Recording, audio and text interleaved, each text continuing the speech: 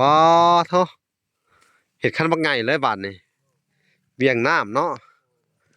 โอ้สิเวียงมันออกมาพี่บาดนี่คือเว่ากันแต่แรกโอ้สบายดีสบายดีโอ้เจ้าของหน้าเพิ่นก็มาซอยอีก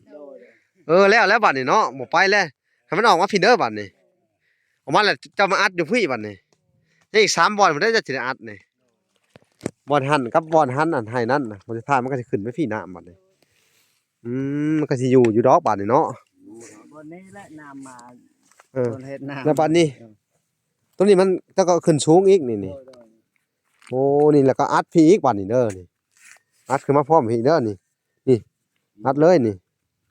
โอ้เจ้าของนาก็มาซอยดีแหละคักแล้วบาดนี่น้ำจักก็สิอยู่เนาะเราก็เมื่อยปานตัวนี้5-6 รอบนี้มันสิคายเด้อเจ้าบ่เฮ็ดอัดดีๆอีกนี่คือว่าเอารถเข็นน่ะอยู่ดินมาใส่นี่คันนี้มันต้องสูงกว่าพิเศษได้ตามหลักนั่นนี่มันบ่อยากอยู่เด้อเนาะเด้อนี่ให้เจ้ามาถมบนรถไปอีกนี่โอ้ดินมันหายากเลยเนาะดินมันเอายากเลยเนาะนี่เอายากแล้วนี่แล้วมันสิขาดต่อไปเด้อนี่มันต่ำนี่เด้อนี่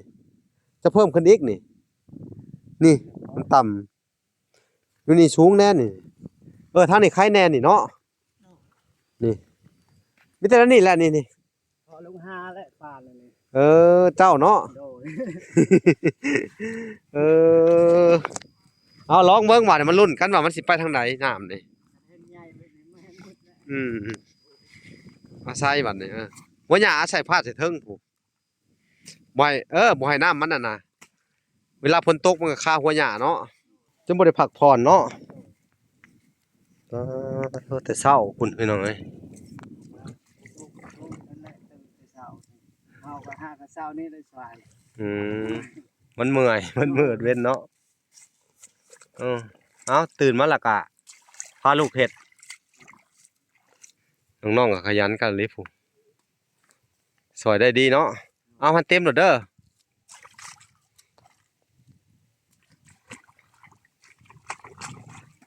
มงสีประจันกับแห้งเนาะอยู่รถเข็นดินได้มันไถทีละน้อยเอา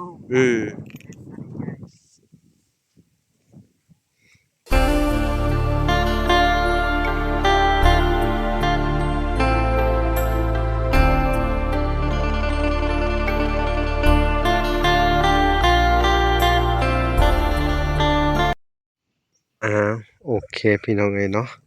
ต่อจากคลิปที่แล้วเนาะพี่น้องเนาะทางวาวละก็สิมาติดตามเบิ่งทางครอบครัวน้องศรีประจันเนาะหรือว่าทางพ่อลูกหาพี่น้องเอ้ย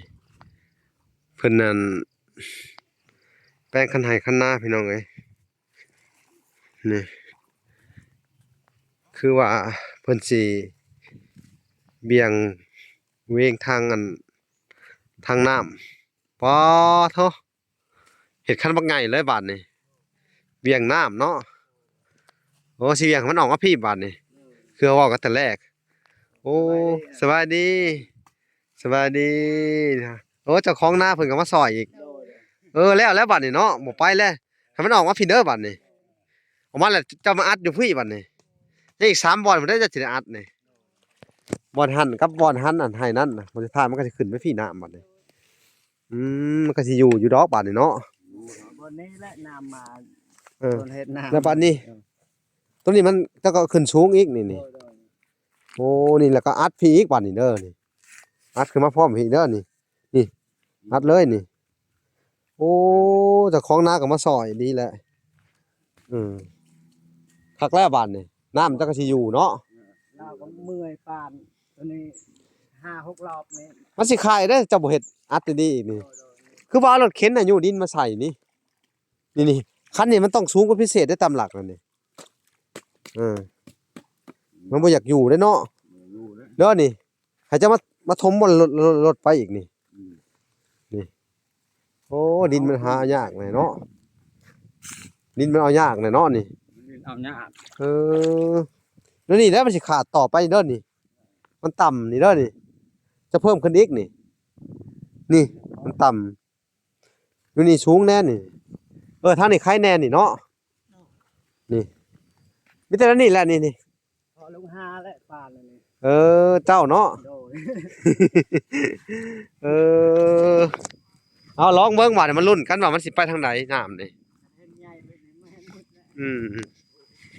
อาศัยบัดนี่บ่หญ้าอาศัยพาดใส่เทิงผู้บ่ให้บ่ให้น้ำมันน่ะนะเวลาฝนตกมันก็ฆ่าหัวหญ้าเนาะมันจะบ่เซาะอืมถ้าว่าอันนี้อย่าปล่อยให้มันใหญ่ได้ต่อไปนี่ถ้ามันมามันอ้าอีกได้นี่ลุเลยได้นี่กว้างหมดเลยได้มันต้องเสริมกันไปเรื่อยๆมันนี่มันนี่ก็มีแต่ว่านี่มาเอาดินอันนี้ออกเบี่ยงเบงน้ำนี่ซับออกหรืออะไร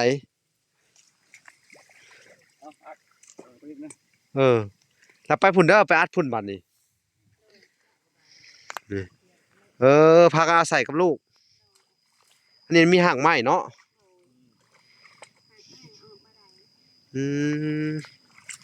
นี่นั่นนี่เจ้าก็ได้เสริมขึ้นมาอีกเด้นนี่มันต่ำถ้ามันมาล้นมาพุ่นนี่มันก็มานี้มันจะสิผ่านนะพุ่นได้บัดนี่ข้างหน้ามันแห้งมาเนี่ยมันสิอันน่ะอันนั้นบ่ฉันนี่มันสิหลายทันบ่นี่เพราะอย่ามันล้นอีกนี่ ชันแล้วยังสิอันนั้นอีก เออ สิเพิ่มอีกเพิ่มมาอีก นี่แหละก็เพิ่มตัวนี้นี่ต้องซับออกไปนี่มันเป็นแปลวน้ำเลยนี่เนาะให้มันสิกว้างๆนี่พอมันมามันให้มันไหลตัวนี้ให้มันสะดวกแน่นี่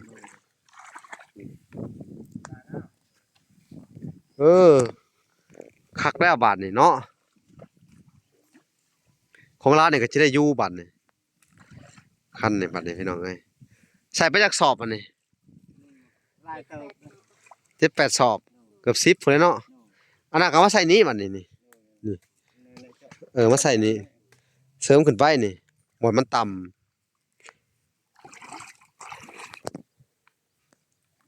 และสำคัญกับพุ่นพี่น้องเอ้ยบ่อนจุดมันอ่อนแอเลยอ่ะ2บ่อนนั่นน่ะ1บ่อน2บ่อนยังเหลือ2บ่อนนึงเนาะบ่มันอ่อนแอ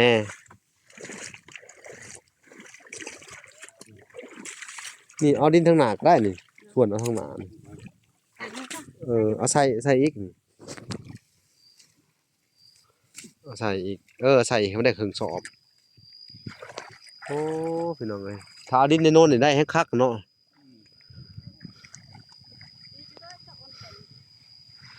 มาลุ้นกันว่ามันสิอยู่บ่บัดนี้ ลุ้นพี่น้องเอ้ยใส่หัวหญ้าไปว่าซั่นเวี่ยงทางน้ำออกได้ก็โอเคแล้วบัดนี้ได้น้ำหน้าเราก็เริ่มอยู่ขึ้นแล้วมีแต่ว่ามันสิล้นขึ้นพี่แล้วบัดนี้ต้องพอดูหากะไปหาเลาะสอบมันคันนามันเนาะมีแต่ถ้าว่ามันอันน่ะก็เอาดินบ่ได้ก็เอารถเข็นเอาบัดเนาะใส่กระสอบมันเต็มสอบเด้อเข็นมาแต่ผูกก็ได้เอารถเข็นมาเข็นมานี่เอากระสอบนี่ตั้งใส่รถเข็นแล้วก็ชวนใส่มันเต็มกระสอบแล้วก็ยุ่งมาแล้วก็มากึ่งใส่นี่ค่อยเคยเฮ็ดว่าซั่นใดดินมันจะง่ายฉะนั้นมันก็หาดินยากคือสิแหล้วเนาะ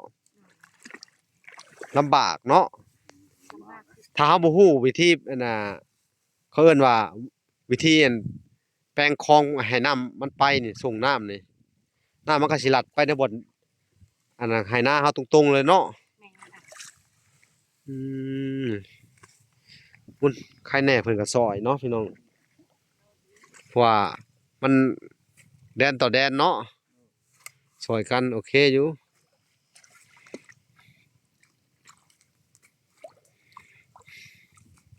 เราปานตัวนี้นี่เด่นอยู่นี่บ่แม่นน้อยกดเป็น มาขุดเอามาใส่นี่ โดดนี่5เทื่อป่า 4-5 เทื่อคือกันแล้วกันเนาะ เราเมื่อยปล่อยไว้ก่อน เจ้าคิดว่ามันสิมาอยู่บ่ล่ะพ่อลูกหาเพราะว่ามันอันนี้เดี๋ยวว่ามันเอ็นฮะ2-3บ่อนมันสิลัดขาดไปหั่นอีกกันเพราะนี่มันบ่ขาดมันก็สิไปขาดบ่มันต่ำพุ่นเจ้าต้องป้านมาแต่พุ่นเด้วัดระดับน้ำมันต่ำแต่พุ่นมาแล้วก็บ่อนหั่นน่ะ มาเลยบาดนี้ปากนี่เจ้าก็ขุดให้มันกว้างออกบัดนี่นั่นหนึงแต่ว่าให้มันอยู่น้ำแล้วหั่นนะให้มันขุดออกอีกอันนี้เอาผ้าซับออกให้มันไหลทันกันบัดนี้แล้วมาเน้นบนนี้นี่มันต่ำอีกของชุบเจ้าว่าแล้วพะโลหะของเจ้านี่สิมาเน้นบนนี้นี่กับบนนี้มันมี3บ่อนหนึงนั่นนี่บนนี้น่ะเอาป้าไปเบิ่งไปถ้าว่าพอน้ำมันเวียงน้ำได้แหละมันสิมาเต็มอยู่ให้นี่น้ำตอนนี้แล้วก็สิมาล้นนี่นี่เจ้าก็ต้องแป้งไม้นี่น้ำตัวนี้หากขบ่ยากเขาสิบอกเจ้านี่ใส่กระสอบเอาถ้าใส่กระสอบเรียนมาแต่พุ่นนั่นสอบหนึ่งเรียนนะ2สอบรอดพุ่น2สอบทับกันมาทำเฮาะนี่แหละหวานนี่นี่นะเออเอาระดับเท่านั้นคือเก่าหั่นแหละแต่ว่าใส่กระสอบเอาอันนี้บ่อยู่เดี๋ยวเขาจะบอกกระสอบหั่นเดี๋ยวเขาสิเอามาให้มื้ออื่นเด้อหรือว่าถ้ายันฝนตกกับมื้อนี้กันจะเขาไปเอาเด้อย่างเขาไปเอาถ้าเขตไทยแล้วไปถ่าข่อยในหั่นเด้อข่อยสิซื้อให้เจ้าเด้อแล้วนี่มานี่ระดับน้ำมันต้องอยู่ระดับที่ใดโอ้นี่แมงอันนี้นี่พี่น้องเอ้ยด้วงแมงคามได้นี่เนาะโอ้จะคือบ่จีกินแซ่บเท่านี้เนี่ยกินได้บ่ว้ายด้วงแมงคามตัวนี้มันคือหยังนี่พี่น้องนี่แล้วเด้อนี่แล้วจะต้องอัดไปพี่อีกบัดนี่อัดมาให้มันได้ระดับนี่น้ำนี่คันนี่คลองอยู่นี่เนาะแล้วก็ปล่อยไปนี่ปล่อยนี่ไปโฟอยู่พุ่นแต่ต้องอัดอีกหั่นน่ะบ่ให้มันเข้าให้นี่มันให้มันเวี่ยงออกมาพี่เลยถ้าว่าเจ้าเอาเด้อสิว่าให้ฟังถ้าจะเอาอันให้นี่บ่ได้มันก็สิลงนี่คือเก่าแล้วก็ลำบากนั่นแหละตัวนั้นสิขาดนี่เจ้าอันดับแรกนี่พี่น้องก็สิแนะนำให้เพิ่นดินแถวนี่แล้วก็ใส่กระสอบมาให้เบิดเลยนี่มานี่กระสอบมานี่มันสิตกอยู่ประมาณ10 ปลายนี่เจ้าก่ออิฐบล็อกเป็นบ่คล้ายๆคือก่ออิฐบล็อกเขาวางไว้เป็นชุดต่อๆไปแล้วทับก้างมานี่ทับหลอกกันไว้ฮะต่อกันทับกลางคาบนี่คือก่อบล็อกเลยก่อปูนนั่นแหละเนาะแต่ว่าดินเนี่ยเอาแถวนี้ก็ได้นี่วันนี้เจ้าก็ได้โอกาสนี่มันก็ได้แหละนี่ถ้าจะเอาขั้นนี่ข้างนี่มาได้นี่หน้ามันก็สิไปสมบูรณ์เลยบาดนี่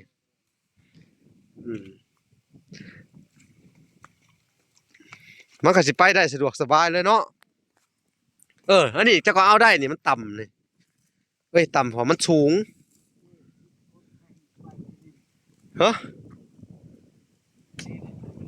ให้มันออกนี่แหละนี่แล้วนี่เจ้าก็สามารถเอาดินได้แต่ว่าเจ้าบ่ดีพอลูกหาก็สิบอกแนวทางให้เจ้าส่วนมาถมนี่แป้งนี่ถมเบิดนี่ถมแป้งหน้ามันเรียบนี่แหล่วิธีทุนแห้งรถเข็นไปเอารถเข็นมาเอากระสอบใส่ในรถเข็นแล้วก็ผู้นึงจับรถเข็นเต็มแล้วก็ยู่ไปบ่เมื่อยแบบนี้นี่เอาดินนั่นนี่ก็เจ้าสามารถเอาได้สะดวกสบายเลยเอาแป้งทางนี่ผมเลยนี่แป้งทางรถเข็นไป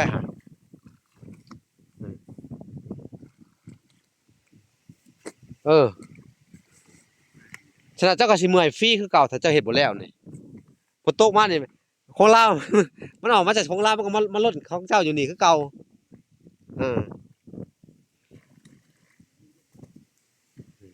จะถอดรถเกือบนั่นนี่เจ้านี่ชวนเอานี่แหละนี่มาใส่นี่คงจะ10อันนั้นอยู่แล้วนี่คันนี่ชวนเอาออกรถมาใส่นี่แป้งกันแต่เอารถเข็นน่ะมาเข็นเอา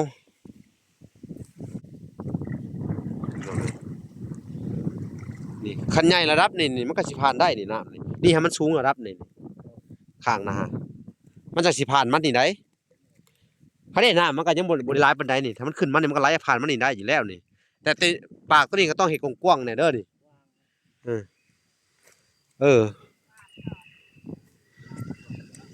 อืม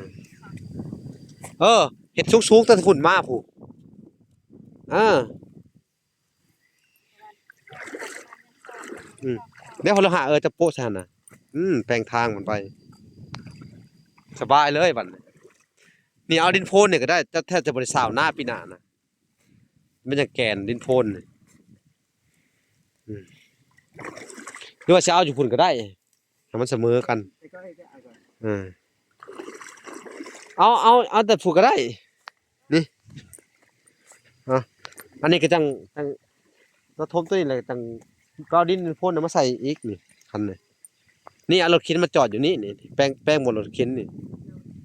แป้งบอลแล้วเอาดินตัวนี้ขอบนี่มาใส่นี่เอากระสอบมาขึ้นรถเข็นรถเอานอนสีประจันกันมายุ่งคือไปตั้งพุ่นเลยกระสอบรถเข็นน่ะนะเออ นอกขึ้นบัดนี้ตั้งไว้หันเลยเดี๋ยว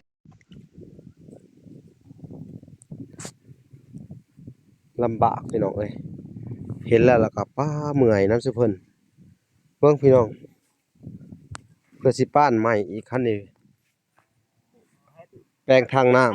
ทำนี่ยังทำนี่เขาหยุดเฮ็ดแต่ละมื้อใดเฮ็ดแต่บ่หยุดเฮ็ดบ่หยุดเฮ็ดแต่เช้าทำนี่แล้วเขาหยุดเออเบิ่งพี่น้องเอ้ยเวลาฝนตกมามันก็เปื่อยเนาะมีแต่มีวิธีเดียวแหล้วเนาะใส่กระสอบก็ยังบ่หลายบาทนี่เนาะเบิดกระสอบก็สิไปซื้อมาให้ใหม่คือว่าแหละเด้อเวลาสิมาอีก100สอบแต่ว่าต้องอะไรได้พอลูกหา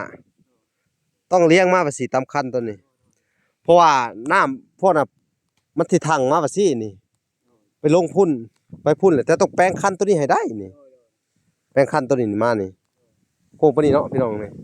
แล้วก็ไปจอดผู้ใดไปจอดจุกันน้ำมันจะสิไปฉะนั้นมันก็บ่ได้ไปให้เจ้าได้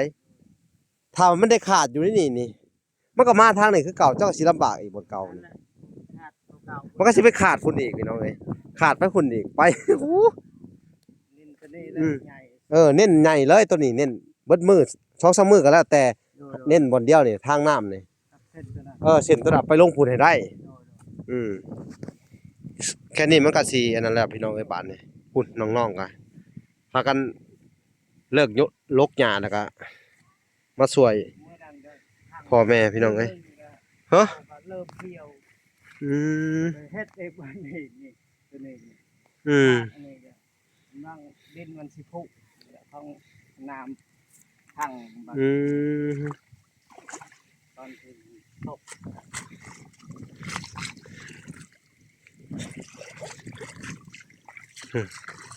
คนไปใส่เท่าไรก็บ่พอเนาะดินเนาะ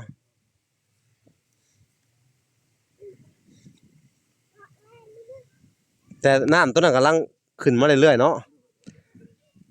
มิแต่ว่าเจ้ามันสังเกตให้นั่นแหละอะไรก็มาให้มันอยู่มาให้นี่แหละมันไประดับได้น้ำมาเจ้าก็แป้งคันนี่ไปเรื่อยๆเจ้าสิใช้เวลาอยู่มื้อ1 2มื้อพุ่นแป้งคันนี่เนาะนี่พี่น้องไอ้คันบักใหญ่กับเปื่อยมันเป็นดินทรายหูปีเนาะอันนี้ก็บางสิดำนานี่มึงรู้ผลขุดปักสูงพี่น้องมันก็เปื่อยเละลงไปพุ่นเนาะสังเกตได้ต้นเขาพี่น้องเอ้ย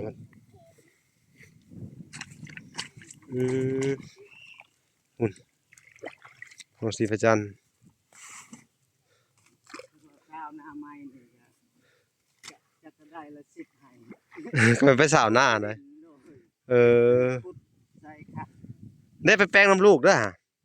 ไปแป้งกับเจ้าน่ะ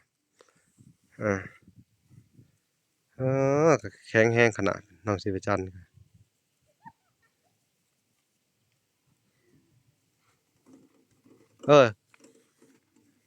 แป้งแล้วก็เหยียบลงหวานอย่าให้มันรู้ได้ถ้ามันหัวบ่ได้บ่ได้มันก็เซาะพื้นนี่แป๊บเดียวได้ดินทรายให้เจ้ามันมาเหยียบมันลง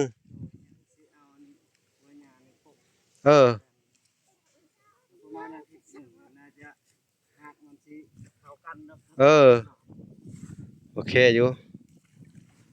พี่น้อง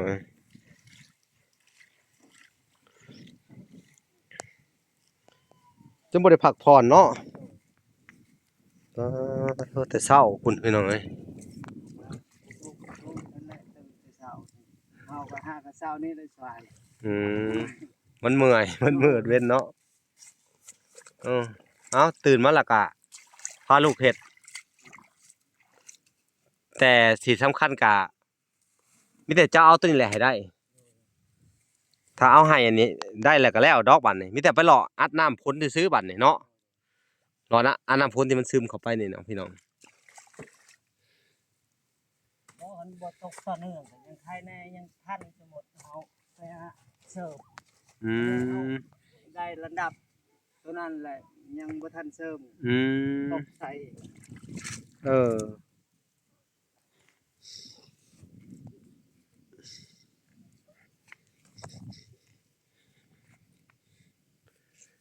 กระสอบไปใส่ผุนเบิดแหละเนาะ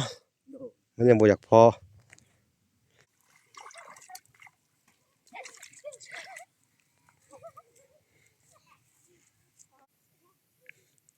เน้นตัวเดียวในบาทนี่ถ้ามันผ่านให้นำมาได้พี่น้องเอ้ยมันก็น้ำก็สิไหลเข้ามาให้นี่แล้วก็ไปโผล่ออกพุ่นอันนี้ก็วางแผนไว้ว่าซั่นเนาะ โดด คำมันสิเป็นตามแผนเนาะ เอาเบิ่ง ยามที่นี่ขุดหมดเลยแหละอันเฮ็ดให้เดียวเลยแหละ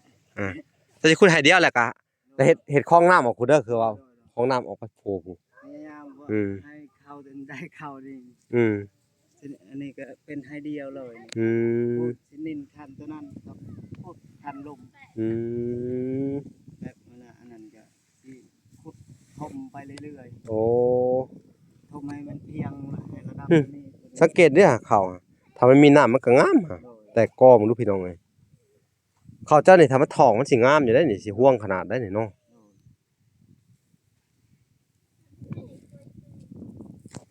เบิ่งพี่น้องเลยน้องๆก็ขยันกันเลยผู้สวยได้ดีเนาะเอามันเต็มแล้วเด้อ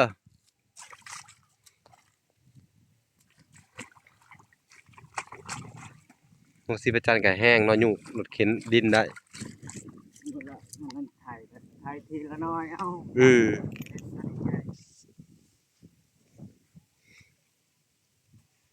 ืม จะแป้งหนามาแล้วก็เอากระสอบอันนั้นเด้ย้ายมาเนาะเวลาฝนตกถือกระสอบมันก็บ่เซาะอันนี้ฝนตกอันน่ะใส่คันดินทรายว่าสิพี่น้องเอ้ยมันก็เซาะเจือนไปนี่ที่จริงเพิ่นป้านบ่คงสูงได้พี่น้องตอนเวลามาถ่ายเพิ่นตอนดำให้ดำนากับเพิ่นป้านคันขึ้นบ่ก็สูงนึงเละไปเบิดเลยพี่น้องเอ้ยมันเป็นดินทรายเนาะแต่ละมือจนบ่ได้เฮ็ดอีหยังพี่น้องเอ้ยตั้งแต่เวลาซื้อกระสอบมาให้บ่แล้วจักเทื่อเนาะเฮ็ดแล้วมันลุไปโอ้โห เข้าเรื่อยๆจะเข้าเป็นปีเพิ่นแหละสมมุติว่านั่น เฮ็ดตัวเก่าไว้เลย โดย คือสิแรกเขาว่าเจ้าเอาคันทั้งๆคือค่อยเว้าบ่ได้หั่นคันน่ะบ่นี่เนี่ยเอาแต่พุ่นเด้อมาผู้มาพี่มาเลาะไปนี่โคกไปหั่นก็สุดก็พอเจ้าสิเหวี่ยงน้ำจากไหนาออกมาพี่มันก็แบบคล้ายๆคืออันน่ะฟันน้ำขึ้นโน่นน่ะนี่โน่นตัวนี้มันวิดโน่นตัวนี้มันสูงอันนี้ในบ่อนเดียวนี่สูงอ่ะนี่แล้วมันไปในหอมนั่นก็วิดแล้วบัดนี้สัดดงๆเลยแล้วบัดน้ำบัดนี้เนาะ พอซุยเลยสุกตะบอน พุ่นใส่จะเต็มเนาะมัดไว้บัดนี้ถ้าเขาอยู่บ่ได้ก็จะไปอยู่ใส่เขาเด้อฮะตกคันนาอยู่ได้บ่อยู่ได้พอไปเบิกเอาพี่น้องก็อยู่ได้บ่เลย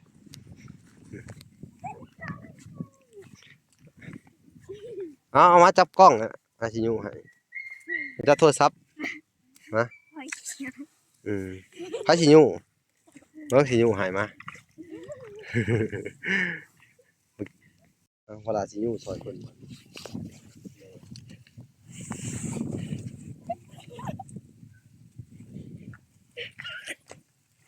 มา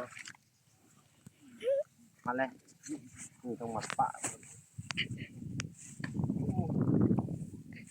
เพื่อนอีกแล้วบาดนี่น้องเอ้ยมัดปากก่อน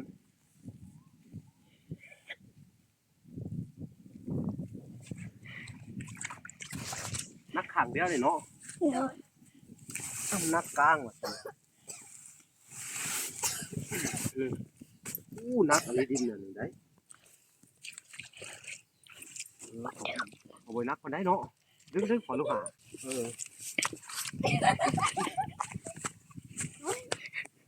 ไปเลยได้อยู่ก่อนนะ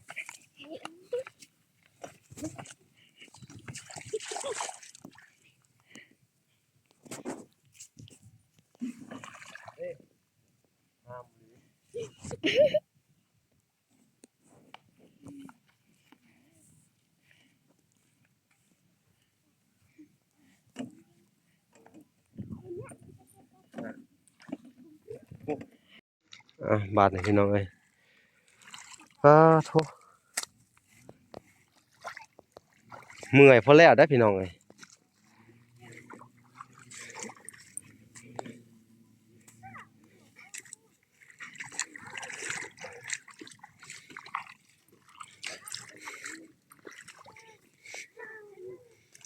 มันเป็นดินทรายนี่เห็นแล้วก็บ่แล้วจักเทื่อพี่น้องเอ้ย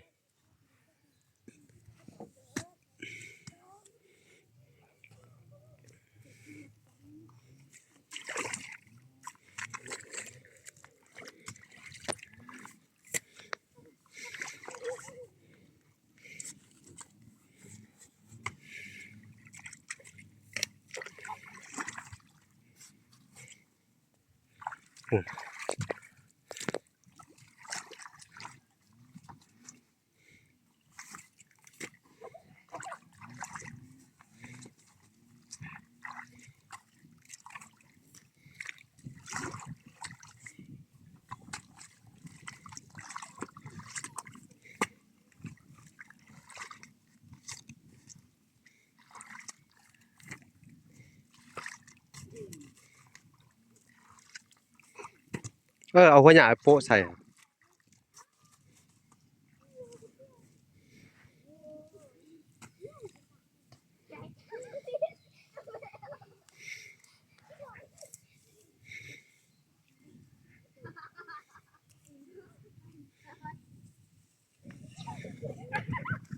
้าวบ่ระวังนะ ระวังล้มใส่ไม้เด้อ เจ้าใหญ่ที่สุด ตะกี้คันได้บักใหญ่สอดินเนาะ ใหญ่ จนเบิดเลยพี่น้องเอ้ยตะกี้ปลูกว่าพี่เนาะสอจนกิ่วอืมเพิ่นสิแป้งพี่น้องเอ้ยให้ระดับน้ำให้นี่ให้มันไหลออกไปพุ่นถือว่าผ่านอยู่พี่น้องเอ้ยถ้าเฮ็ดตัวนี้ได้ถ้าเฮ็ดตัวนี้มาได้นี่ก็ผ่านอยู่มีแต่ว่าพยายามใส่อันนี้มันได้โอเคแล้วเนาะ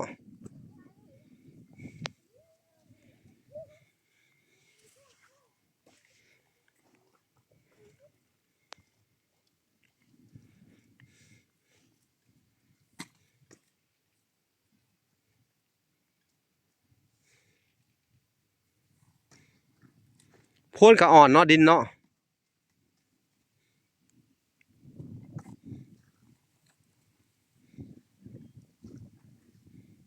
เฉาะเอาหัวหญ้าแหละมาใส่มาปลูกแล้วก็เอาหัวหญ้าได้พี่น้องเอามาใส่นี่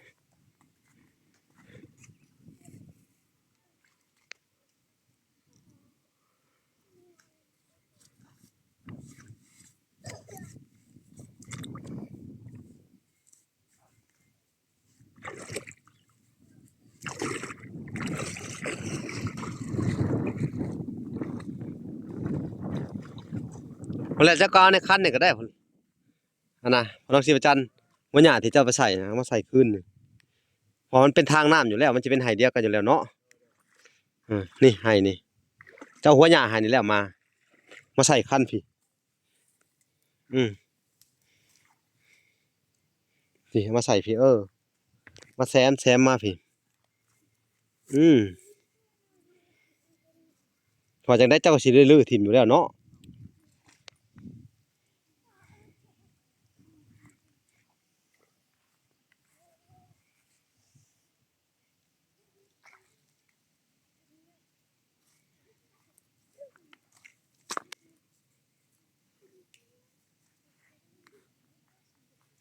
พี่น้องเอ้ย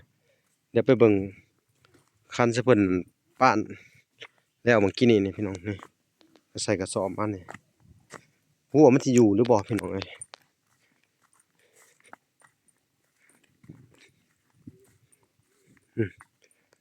โตที่ว่าน้ำแห้งที่สุดก็คือไห้นี่แหละพี่น้องนี่ขึ้นไวอีหลีพี่น้องเอ้ยนี่ถ้ามันขึ้นประมาณนี้เนาะน้ำมันก็สิไหลตกมานี้เนาะตกมานี่ก็สัดไปพุ่นพี่น้องเอ้ยพุ่นออกสิประจัน อยู่รถล่มแล้วพี่น้อง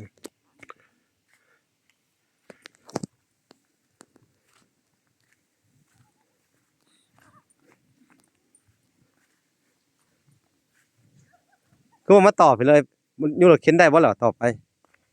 โลหะสิย่อเอา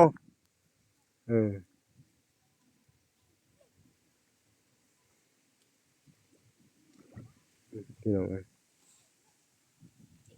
โอเคบัดนี้เวลาก็สิไปซื้อกระสอบให้เพิ่นก่อนเดี๋ยวเราจะไปซื้อกระสอบมาให้ก่อนเด้อเอาอีก100อันเนาะก็สิเฮ็ดตามมันจุดประสงค์ของทางอันแม่ตู้เด้อมื้อหน้าเพิ่นก็ให้เวลาโทรมาถามซุเจ้าว่าเป็นจั่งใดอั่นมันพอบ่เพิ่นว่านะถ้าบ่พอก็ซื้อมาให้อีกอันละ100อันเพิ่นว่าเวลาก็เลยโทรมาถามซุเจ้ามื้อน่ะยังเหลือเท่าไหร่50เหลือ70เลยมื้อน่ะเนาะโอ้ใช้ไปแล้ว70ลืมไปยังเหลือ30เพิ่นว่ามัน ใช้ไปแล้วก็น้ำก็เซาะใหม่อีกเนาะ แล้วพอดีมันทมบอล แล้วเอาไปถมบ่อนจุกลุกมันอีกเนาะสถานการณ์สิซื้อมาให้อีก100อันเนาะก็ว่าสิพอบ่บัดนี้ น่าจะพอดอกเสิร์ฟ100อันก็เอามาเฮ็ดไปสิเด้อเอามาเสริมคือเฮาเว้านี่แหละนี่เสิร์ฟบอลที่น้ำสิบ่อนน้ำมันสิเซาะแห้งอะนะแล้วก็บ่อนที่เจ้าจะพันน้ำไปนี่คันนี่กับคันนี่มานี่ตามนี่แหละเนาะชั่วน้ำนาเขาลงมาหาเจ้าเดี๋ยวจะก็ให้มันออกมาพี่ข้างพี่บ่อนเดียวนี่เนาะโอเคเดี๋ยวเวลาสิได้กลับก่อนเด้อกลับไปซื้อกระสอบมาใหม่อีกพี่น้องเอ้ยฝากไปติดตามคลิปตอนต่อไปพี่น้องเนาะเวลาก็สิออกไปซื้อกระสอบยันเข้ามาบ่ได้ถ้าฝนตกมื้อแลงนี่น้ำสิท่วมอีกพี่น้องเอ้ยมันท่วมน้ำบกเนาะก็สิมาเอากระสอบไปให้เพิ่นอีกนี่สู้ๆเด้อน้องๆเดี๋ยวสิไปซื้อกระสอบมาให้ใหม่เด้อยังเหลือจักอันบัดนี้เหลือ2โอ้บ่พอซ้ำฉะนั้นเวลาก็สิออกไปซื้อกระสอบมาให้ก่อนเด้อสู้ๆโอเคพี่น้องเอ้ยคลิปนี้เวลาก็สิได้ขอตัวก่อนพี่น้องเอ้ยพอกันใหม่คลิปหน้าเนาะคลิปนี้ขอกล่าวคำว่าสบายดีและสวัสดีพี่น้องเอ้ยพอกันใหม่คลิปหน้าเนาะบ๊ายบาย